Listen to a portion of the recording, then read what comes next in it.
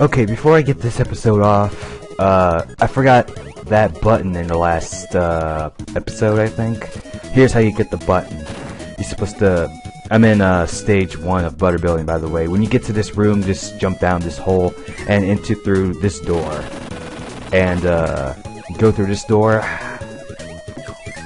And then hit the button. That's how you get the button in butter building. Alright. Now on with the show. Hello everybody, it's Sparkling Milotic XD, and today we're going to be conquering some more of butter building, and I forgot I had Mike. But anyways, this might be the last recording I ever do ever, so yeah, I'm just kidding. You guys know what today is, right? It's April Fool's Day. So that was my fool on you, since I have nobody else to prank today, since everybody's either busy doing something or they're just too lame for me to tell jokes on, which is lame, because normally on every April Fool's Day I had to do something. And this is the lowest I could go since I had to do it on you guys, so sorry if my joke really ticked you off in a way. But anyways, oh yes, this. I might as well show you guys this. Whenever you swallow 2 of the same power-up, you get this roulette thing. And you get to choose what power-up, it chooses randomly what power-up you get. You can get invincibility, you can get hurt, to invincibility, to UFO, like I did right here. And this is amazing, because I never knew you can get UFO out of this. And I love UFO, it's one of my favorite power-ups in the whole game. Because you know why. You float around, you have beam, you have laser, you have you have this such great mobility in the UFO. It's amazing, it's crazy. But the only problem is having it in this level is you can't touch spikes, or else the star will automatically hit the spikes and it'll go away. Also, I have played a little bit through this game while I was off. I mean, like, while I wasn't recording. So I actually got a taste of a couple of things. Oops. Spoilers for me, since this is actually a blind playthrough. But I actually got some spoilers. I mean, well, not really spoilers, because I actually played this game already. But there are actually recolored enemies in this game. Like, Scarfies are green, and those flame wheel things, those little things that give you burning, they come in blue, they can come in yellow and stuff like that, and it's pretty cool because in the original game you got, you know, the basic old pink colorish background. And to be honest, Kirby's Adventure wasn't really a thing to be looking at, just because of, it's normally, it's all pink. Like, the background is kind of pinkish. I mean, it's not really appealing to look at. It's a good game, it's just not appealing to look at. And I don't normally complain about the graphics that much unless I actually realize them. Because that's another thing about me. If it's... A game isn't about graphics, in my opinion. It has to be about the gameplay. It's always about the gameplay, in my opinion. It depends if the game is actually good enough to play or not. Because that's... In my opinion, that's the most important. Like, I remember someone asked me, "Oh, what do you think what's good out of a movie? If it looks good, or if it looks good, or if the storyline's good?"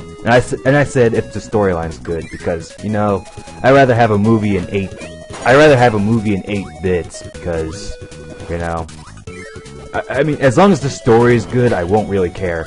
Oh, and in this room, you have to navigate through different doors. Some doors navigate you through to other doors, but you just want to get to the top, really, because that's the real door, and that door has a maximum Minamoto in it. See, that's the door you want to go through up there. I just went through that door just because I'm an idiot. So, yep, that's the end of the level. Oh, and I think we might reach the boss in this level. I'm not sure, but if we do reach the boss, I'm just telling you, in Kirby's Adventure, this was the hardest boss I had to face. I'm not going to spoil it yet. Let's see what's in here. High jump? No. Again, high jump really sucks in this game. I mean, like, it really, really sucks. I mean, they improved it so much in Kirby's Nightmare Dreamland, like I explained before, but I digress, right? Well, here's Meta Knight again.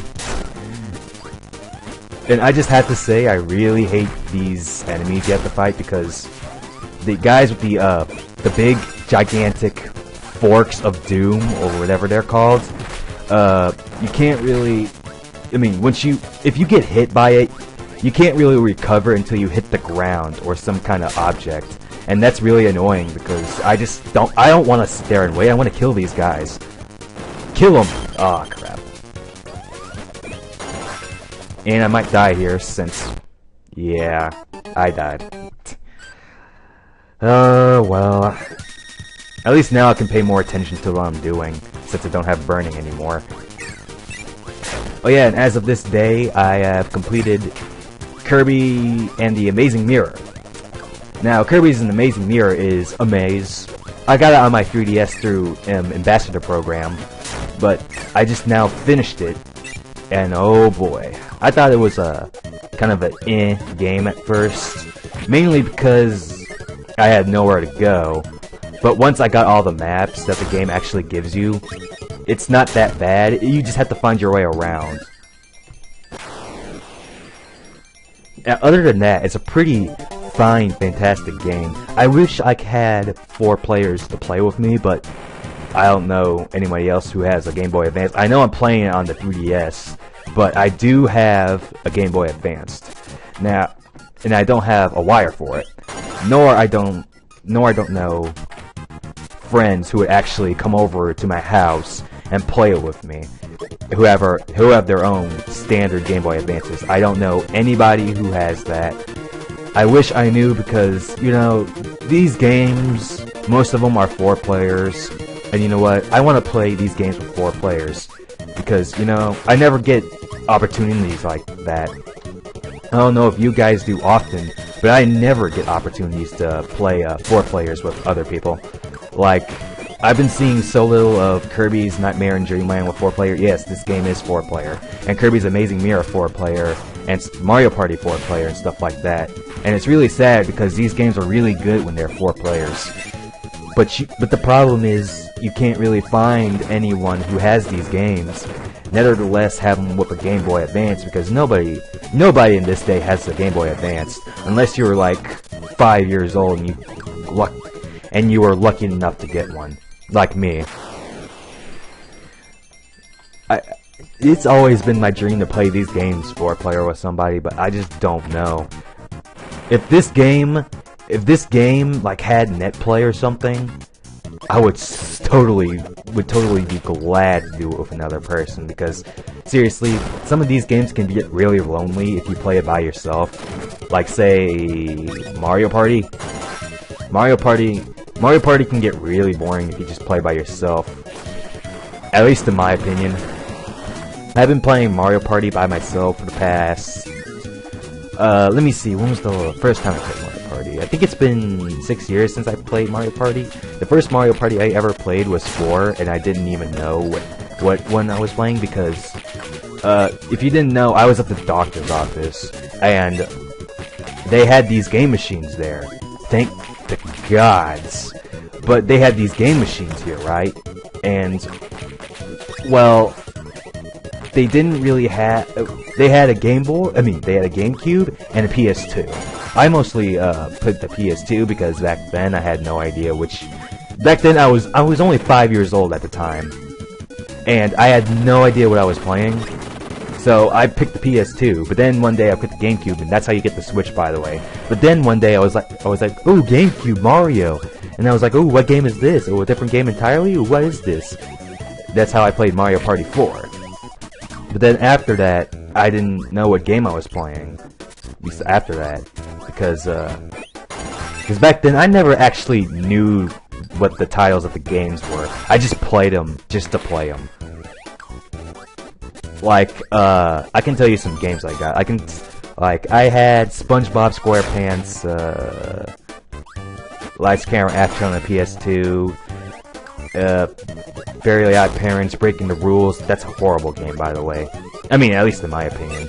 I had let me see, what else did I have? I had Disney Golf and stuff like that. I had no idea what these popular titles were because I was just a kid.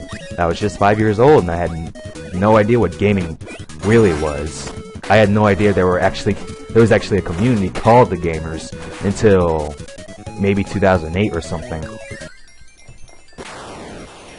Because that word was so obscure to me and I knew nobody, absolutely nobody who gamed when I was 5 years old.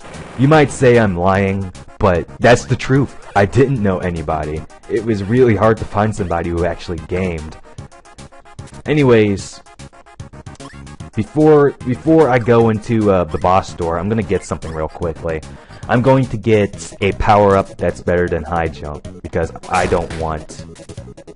definitely do not want,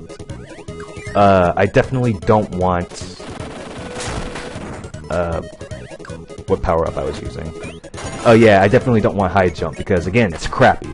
So I'm gonna get stone instead, even though it's just as worse, but it's not that bad. So I'm gonna go into this door. Here we have the most, in my opinion, the hardest boss in Kirby's Dream Land. Not in this game, just the regular Kirby's Dream Land. Because these guys, they shared one health bar, and it was at full health.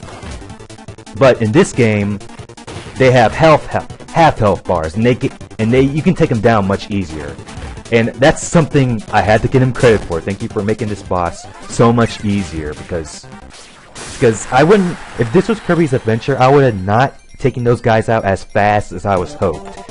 Like, if I ever do a Let's Play of Kirby's Adventure, I gotta show you guys what I mean, because these guys are hard on Kirby's Adventure. Anyways, we're at Grape Garden now. Level 4. In my opinion, this level is the hardest level in the whole game. But for now, I'm gonna say sayonara, because I think I'm running out of time. So, next time on Kirby's Adventure to Dreamland, we will be tackling Grape Garden. I'll see you guys then.